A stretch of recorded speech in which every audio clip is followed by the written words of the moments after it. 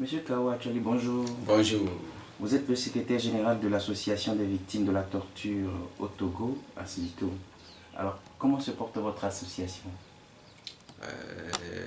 Merci d'abord pour l'occasion que vous me donnez en ce moment de m'exprimer au nom de notre structure.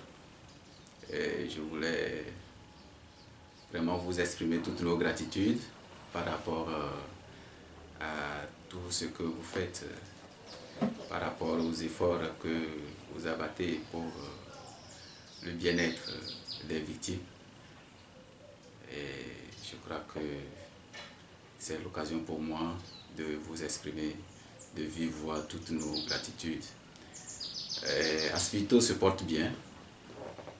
C'est vrai que nous avons été paralysés par le départ précipité de notre président suite aux persécutions judiciaires. Bon, mais après cela, nous avons quand même pu remonter les difficultés et aujourd'hui tout va pour le mieux pour nous. Depuis un certain temps, les journaux de la place font état d'un différend qui oppose les victimes de la torture, militants de la Sibito au CACIT. Qu'est-ce que ces victimes reprochent au CACIT dans la gestion du fonds de contribution volontaire des Nations Unies pour les victimes de la torture? Et quel est le différend même, la cause du différend? Merci. Il faut avouer que ce différend existait depuis, puisque le projet date de 2013. Il s'agit des fonds de contribution volontaire des Nations Unies à l'endroit des victimes de torture dans le monde. Et au Togo, les victimes de torture qui sont membres de la Sibito ont eu la chance d'être acceptés dans ce projet. Et je peux avouer que ce projet qui a été techniquement préparé par le Haut Commissariat aux droits de l'homme et a pour gestionnaire le CACIT, le collectif des associations contre l'impunité au Togo. Et donc l'esprit même du projet, c'est que d'abord les contraintes voudraient que la structure qui doit gérer le projet ait un secrétariat permanent. Et bien entendu, ce que la Sibito ne disposait pas au moment du projet. Ça date de 2013. Et là, c'est le CACIT qui a abrité le projet. Donc nous étions partenaires en principe avec le CACIT par rapport à cela. Et Asfito selon les contraintes du projet, l'Asfito avait fourni 10 victimes en 2013. Et le projet a été accepté par le Haut Commissariat. Donc finalement a été accepté par Genève. Et ce projet a été financé à 9 millions pour l'amélioration des conditions de vie des victimes de torture. Je vais parler des 10 victimes et cela devrait permettre également à l'appui institutionnel de la Sibito, de notre structure. Donc, les Nations Unies, sinon le bureau des Nations Unies, le système des Nations Unies au Togo,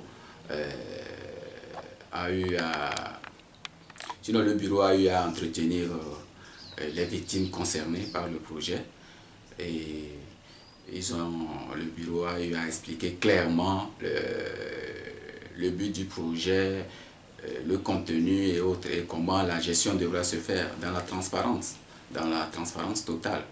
Et que la transparence était la condition primordiale pour abriter ce projet. paradoxalement, lorsque le projet, le financement est arrivé, j'avoue que la gestion a été faite sans Asvito. Vous voulez dire que, tel que nous vous suivons, qu'il n'y a pas eu de transparence dans la gestion des fonds, c'est ce que vous voulez dire? Absolument, il n'y a pas eu de transparence pour le projet, pour le premier financement. Et là-dessus, le CACIT tel qu'il a géré avait clairement avoué aux victimes bénéficiaires que c'est avec ce fonds qu'il paye son personnel et que c'est avec ces fonds également que le CACIT devra entretenir les victimes. Et donc, est-ce que le CACIT est arrivé à vous dire les raisons qui l'ont poussé à utiliser l'argent qui est destiné aux victimes pour son compte? Non, mais le problème c'est que le CACIT, en disant cela, avait pris à témoin Madame Higué qui était la représentante résidente des Nations Unies au Togo, du HCDH au Togo, puisqu'en ce moment le bureau n'était pas encore fermé. Donc, une fois que Madame Higué ait cautionné quelque chose, je crois que les victimes ne pouvaient que se plier. Donc, c'est ce qui a été fait. Mais un an après, le second projet a été financé à 11 millions. Le projet de 2015 a été financé à 11 millions. Et là, notre président étant en exil, étant forcé à quitter le pays, et la gestion a voulu être la même chose. Et les victimes ont commencé par murmurer. Et là, nous étions obligés de saisir Madame Higué par un courrier pour lui exprimer toute notre désolation par rapport à la gestion qui est faite autour de ce projet et surtout qu'elle a été prise à témoin par le CACIT par rapport à la première gestion qui a été faite et que le CACIT veut récidiver avec le second financement. Alors, vous soupçonnez une complicité entre Mme Higué et le CACIT, les responsables du CACIT? Bon, je crois que tel que les faits se sont présentés, il ne nous appartient pas de le soupçonner, mais je vais laisser cela à l'appréciation de ceux qui m'écoutent et ceux qui, par rapport à leurs analyses, y verront. Parce que dès que nous avons saisi Mme Higué, elle a convoqué, elle a initié une confrontation entre les responsables du CACIT et les victimes. Et là, elle a dit clairement que tout ce que le CACIT avait dit sur elle par rapport à la gestion du projet de 2014, elle n'était au courant de rien et qu'elle ne savait rien du tout. Et là-dessus, elle a réagi vigoureusement à l'endroit du CACIT pour lui dire pour dire aux responsables de nous fournir les documents qui sont venus avec le financement et que le CACIT ne devrait rien faire de la gestion sans le consentement d'Asvito et que l'Asvito devrait rentrer en possession des documents qui sont venus avec le financement par rapport au projet. Parce qu'elle a dit clairement que le projet c'est pour l'amélioration des conditions de vie des victimes. Là-dessus, elle a été vraiment très claire à ce jour de confrontation. Elle nous a demandé d'aller nous entendre, mais visiblement, un mois après, le CACIT n'a pas donné de suite favorable parce que le CACIT ne faisait que jouer au dilatoire et nous avons compris que le CACIT ne veut pas nous fournir les documents. Alors, pourquoi le CACIT ne veut pas fournir les documents? Bon, peut-être qu'il cacherait quelque chose. Donc, voilà, jusqu'à ce jour, nous ne sommes pas rentrés en possession des documents qui, normalement, devraient être à notre disposition. Nous ne savons pas pourquoi le CACIT s'entête malgré comment l'appelle-t-on, malgré l'injonction du Haut Commissariat aux droits de l'homme, le CACIT ne l'a pas fait. Et donc, en vous entendant parler, le HCDH n'est pas arrivé à trouver une solution à ce différend qui vous oppose avant la fermeture?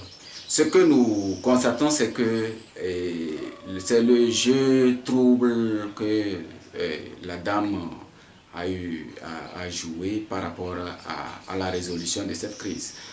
À la confrontation, elle a été claire et puis elle a défini clairement le projet tel qu'il devrait être géré.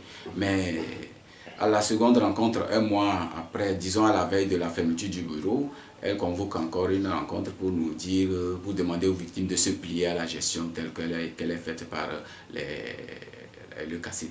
Ça voudra dire qu'elle a carrément mis en cause ce qu'elle avait dit le jour de la confrontation. Et là, cela n'a pas été du tout du goût des victimes. Et suite à cette réaction, Asvito lui a adressé une lettre de désolation, une lettre de consternation par rapport à ce comportement. Donc ce que nous disons, c'est que la dame, elle avait le pouvoir de coercition pour faire plier le CACIT. Elle avait ses prérogatives, mais elle ne l'a pas fait. Elle dit seulement que cela ne lui revenait pas. Mais voilà, elle nous dit que ce n'est pas de son autorité de demander au CACIT de nous fournir, de mener une bonne gestion. Mais au même moment, elle nous dit, elle a les prérogatives pour nous dire de nous plier sous la gestion telle qu'elle est faite catastrophiquement par le CACIT. Vous comprenez qu'à chacun de voir si elle a joué un rôle dedans ou non. Avez-vous des preuves palpables qui font état de ce que l'argent a été vraiment encaissé par le CACIT?